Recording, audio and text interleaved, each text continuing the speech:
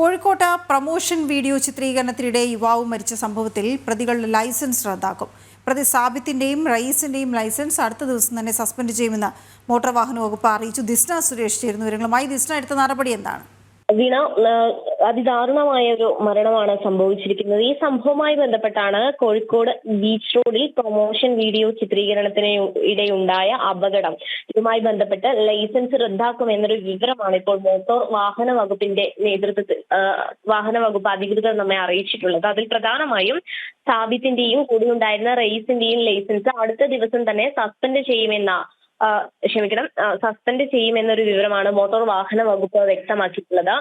ഇതിൽ പ്രധാനമായും എടുത്തു പറയേണ്ടത്, ഈ സംഭവം നടന്ന സമയത്തു തന്നെ ഏത് വാഹനമാണ് ഇടിച്ചത് എന്നതിനെ സംബന്ധിച്ച് സ്ഥിരീകരണത്തിൽ ഒരു അവ്യക്തത തുടർന്നിരുന്നു. കാരണം ഈ ഇൻഷുറൻസ് ക്ലെയിമുമായി ബന്ധപ്പെട്ട് ഇൻഷുറൻസ് ക്ലെയിം ഈ മരിച്ച വ്യക്തിക്ക് ലഭ്യമാകുന്നതിന് വേണ്ടി മൊഴി മാറ്റി പറഞ്ഞു എന്നാണ് അറസ്റ്റിലായ ഈ രണ്ടുപേരും പിന്നീട് പോലീസിന് നൽകിയ മൊഴിയിൽ വ്യക്തമാക്കുന്നത്. അത് പ്രകാരം ആദ്യം നൽകിയ മൊഴി പ്രകാരമാണ് FIR ഇട്ടിരുന്നത്.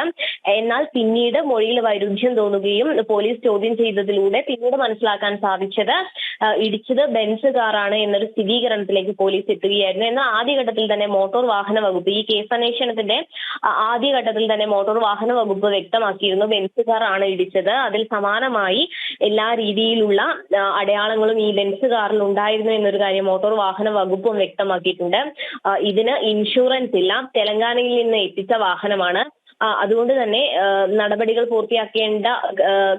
പൂർത്തിയാക്കേണ്ടതുണ്ട്. അത്തരത്തിൽ നടപടിയിലേക്ക് കടക്കുമെന്ന് തന്നെയാണ് മോട്ടോർ വാഹന വകുപ്പ് ഇപ്പോൾ അറിയിച്ചിരിക്കുന്നത്. ഇവരുടെ ലൈസൻസ് സസ്പെൻഡ് ചെയ്യുന്നത് അടക്കമുള്ള നടപടിയിലേക്കായിരിക്കും കടക്കുക എന്നൊരു വിവരമാണ് നിലവിൽ നമുക്ക് ലഭ്യമായിട്ടുള്ളത്.